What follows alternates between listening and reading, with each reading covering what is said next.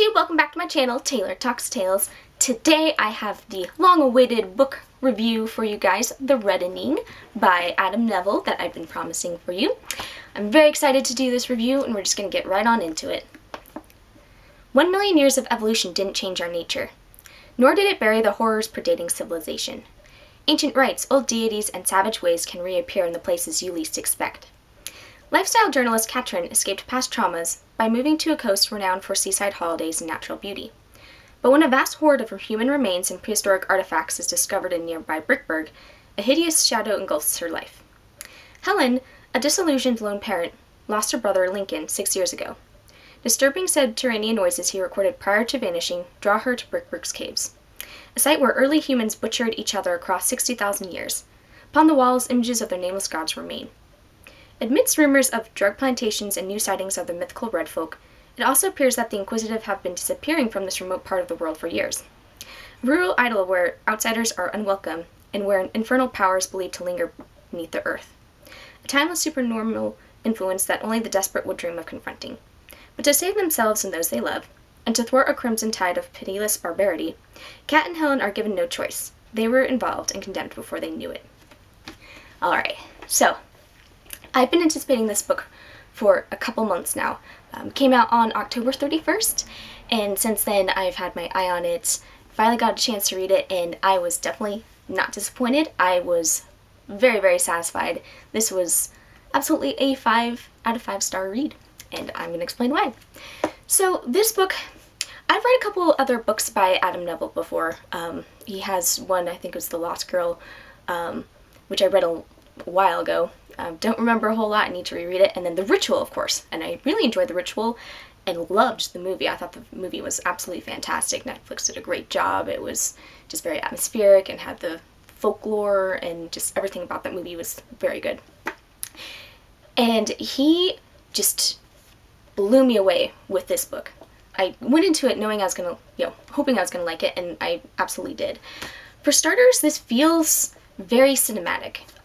The beginning starts where there's sort of almost like a compilation of several different scenes going on, where you have somebody who is lost hiking and stumbles upon some strangers in a house, and then it cuts from there, and then you end up following a couple who are camping sort of along the coast, and something happens to them, and then you see a paraglider named Matt who ends up discovering this cave that has a bunch of old bones and weird statues and all of that. So that's sort of the setup. You have several different, almost like a montage of scenes, and then it gets you right into the story, which follows, at the heart of the story are two women. There's Kat and there's Helen. And I really enjoyed their characters. I felt like Adam did a really good job making some strong female characters that you can root for. They go through a lot in the book, and it's really exciting to follow their journey and see what's happening. Because one of the awesome things about this book too is that there are like one or two predictable moments for me where I'm just like, oh, I see this coming. But for the most part though, I did not have that. It was a wild ride, and you're just constantly wanting to find out what happens next. And it was a little bit different than I thought it was going to be, in a good way, because for some reason I thought that the bulk of this book was going to take place like underground in the caves or something, but it actually spreads out a lot more, and it incorporates a lot of the landscape. Adam actually lives near the area where this is supposed to take place, and he really captures that sense of place with just these caves and these craggy rocks and this huge coastline that's very uninhabited and just very rural, and it was just really neat to have that sense of place. And also, he is a really solid writer. I enjoyed his prose a lot. His descriptions were very, very good. It really just puts you right in the moment, and also his action scenes were very intriguing, and his world building was really good too. Like, this feels almost like, oh wow, there's this real cave and this real civilization, because you could obviously tell he's done a ton of research into this book. I took some archaeology classes in college, and I've always been very intrigued by it, and I definitely really liked that aspect of this, especially towards the beginning where you basically are getting a lot of information about this society, and of course the folk horror aspect is really cool because I don't want to give too much away, but there's definitely some aspect of a cult involved in this that has sort of surrounded this mysterious cave and this mysterious land, and their, you know, the world building on that was very interesting too. And I also enjoyed, there's a lot of references to music and like the 1970s in this, and that also, like there's a band, Witchfinder Apprentice, which I felt like, you know, his world building did a good job, and I'm like, oh yeah, you know, this is totally a real band. So details like that really added to the book, and each character you are rooting for, and there were definitely some like very intense scenes. There was one in particular where there's a character that's inside a house. He's not supposed to be there, and I was just like practically biting my nails, like, oh, is he gonna get discovered? He's gonna discover what's gonna happen. And of course, those gory scenes are very gory. It's very descriptive.